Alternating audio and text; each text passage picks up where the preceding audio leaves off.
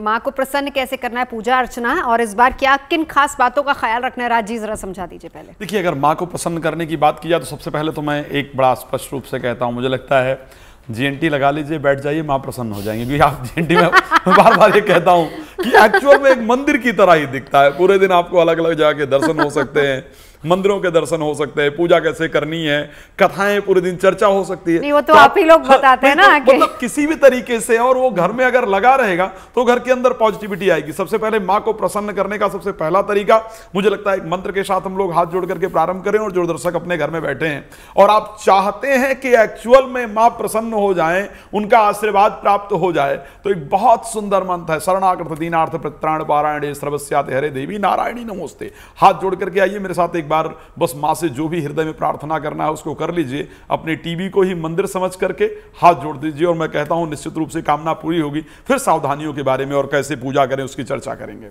आइए।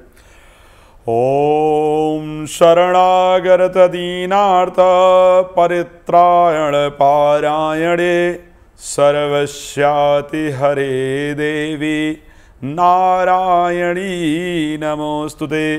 बोले जगत जननी माता जगदम्बा की जय। तो शास्त्र ने एक बात बहुत स्पष्ट कहा है नवदोष जी की, पुत्रो जायेत पुत्रो माता क्वचिदपि कुमाता न भवति। पुत्र को पुत्र हो सकता है पर माता को माता नहीं हो सकती। और मैं दोबारा उसमें अपने शब्द पर जाऊं, जहां ब्रह्म ने सुंदरकांड के अंतर्गत भगवान राम ने एक शब्द कहा कि निर्मल मन जन सो मोहि पावा मोहि कपट छल छिद्र न भावा। आपको सिर्फ माता के पास श्रद्धा से जाने की आवश्यकता है।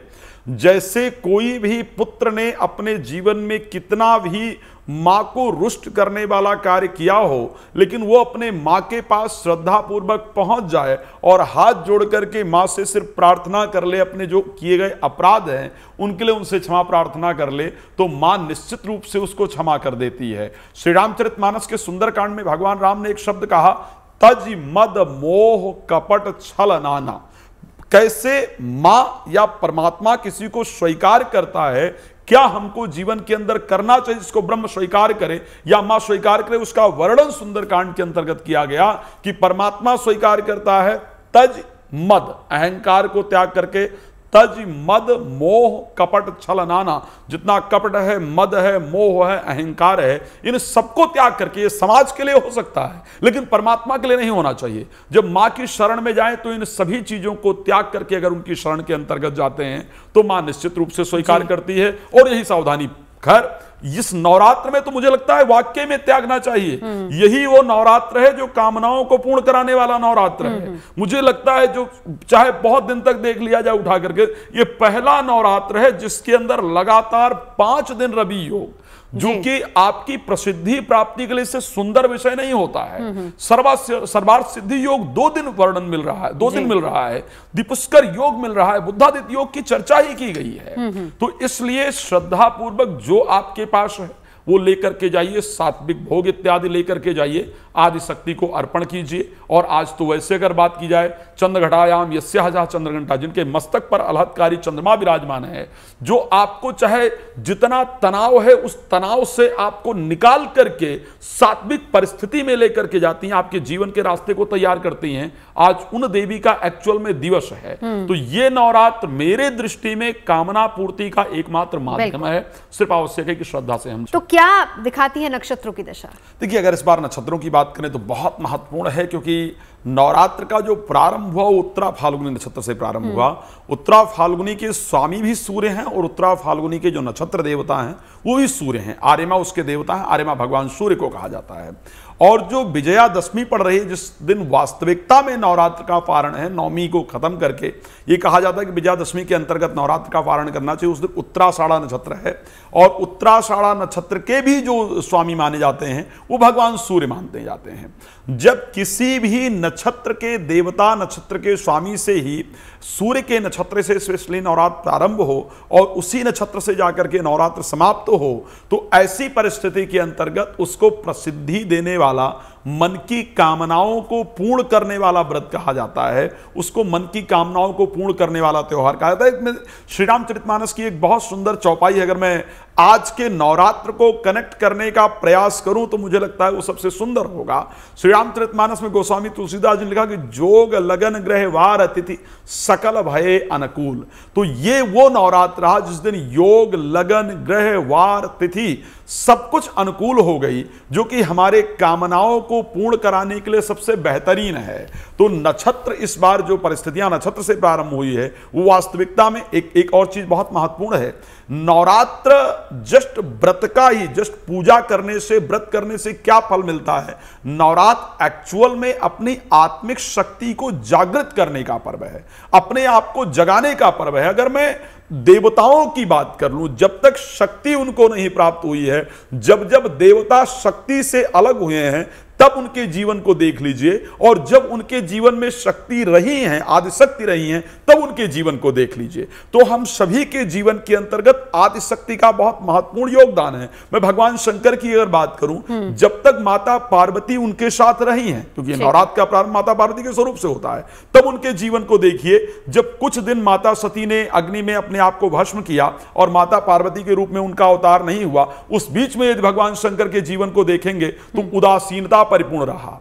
माता जानकी का जब तक हरण नहीं हुआ, जब तक माता जानकी भगवान राम के साथ रही हैं, तब तक अगर भगवान राम के जीवन को देखेंगे तो बन जाने को तैयारी होती है, बन जाते हैं। लेकिन लिखा है मन मुस्काए भानुकुल भानु राम सहज आनंद निधानु। भगवान राम सदैव प्रसन्न रहे, कभी उनकी आंखों में आंसू नहीं देखा गया। लेकिन जैसे ही आदिशक्ति का हरण हुआ, वहां पर भगवान राम को कहना पड़ा हे, वहां भगवान राम को रोते हुए देखा गया, हे खग हे मृग मधुकर श्रेणी तुम देखी सीता मृग नैनी। तो देवताओं को भी जो आत्मिक एनर्जी मिलती है, जो आत्मिक शक्ति मिलती है, वो आदिशक्ति से प्राप्त होती है। इसी प्रकार हम सभी के लिए जो 9 दिन प्राप्त होते हैं, ये हमारी आत्मिक जागृति के लिए होते हैं, आत्मिक शक्ति के लिए होते हैं। यदि इन 9 दिनों को सही तरीके से नवजोत जी प्रयोग किया जाए, और इस बार वास्तविकता में जो आपने नक्षत्र के बारे में बात किया है, सूर्य हमको अपनी पूरी कृपा प्रदान करने के लिए तैयार हैं। और शायद मैं बहुत क्लियर कह दूं कि इस नवरात्र में बुद्ध का स्वग्रही होना, सूर्य के साथ होना, बुद्धादित्य योग के अंतर्गत विराजमान होना, यह साधारण संयोग नहीं है। जिस प्रकार जो 9 दिन हमें प्राप्त होता है, वो 9 दिन हमारे लिए देवी के 9 दिन अलग अलग स्वरूप को लेकर के है।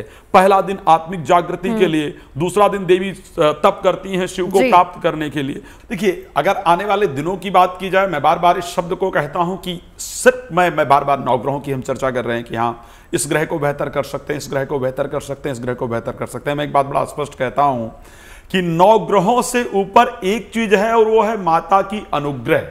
और अगर माता की अनुग्रह प्राप्त हो जाए, माता की कृपा प्राप्त हो जाए, तो मेरे जीवन के अंतर्गत अगर कोई भी ग्रह विपरीत है तो निश्चित रूप से वो बेहतर हो जाएगा। मैं एक बड़ा स्पष्ट कहना चाहता हूं, श्री रामचरितमानस के अंतर्गत सभी देवताओं की जब वंदना की तो गोस्वामी तुलसीदास जी ने कुछ स्पष्ट नहीं लिखा, लेकिन जब आदिशक्ति की वंदना करना प्रारंभ किया तो उन्होंने एक शब्द कहा कि उद्भव स्थित संहार कारणीम क्लेश हारणीम सर्वश्रेष्ठ करीम सीता न तो हम राम वल्लभाम।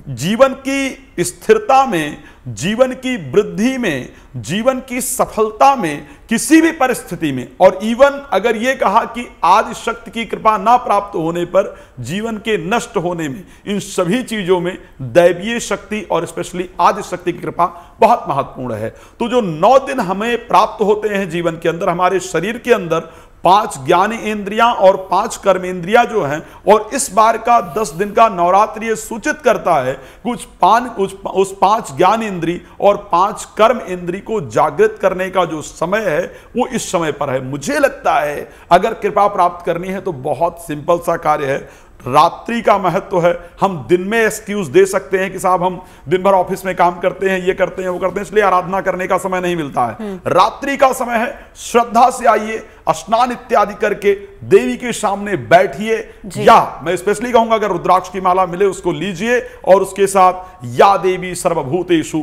शक्ति रूपेण संस्थिता नमस्तस्यै नमस्तस्यै नमस्तस्यै नमो नमः। सिर्फ इस मंत्र को 108 बार प्रतिदिन जपिए। आप देखिए 9 दिन के अंदर आपको अलग ही कुछ महसूस होगा अपने अंदर। वक्त अभी इतना ही। तमाम खास मेहमान हमारे से जुड़े, चर्चा के लिए बहुत बहुत धन्यवाद। फिलहाल यहाँ रुकेंगे एक ब्रेक के लिए। आप हमारे साथ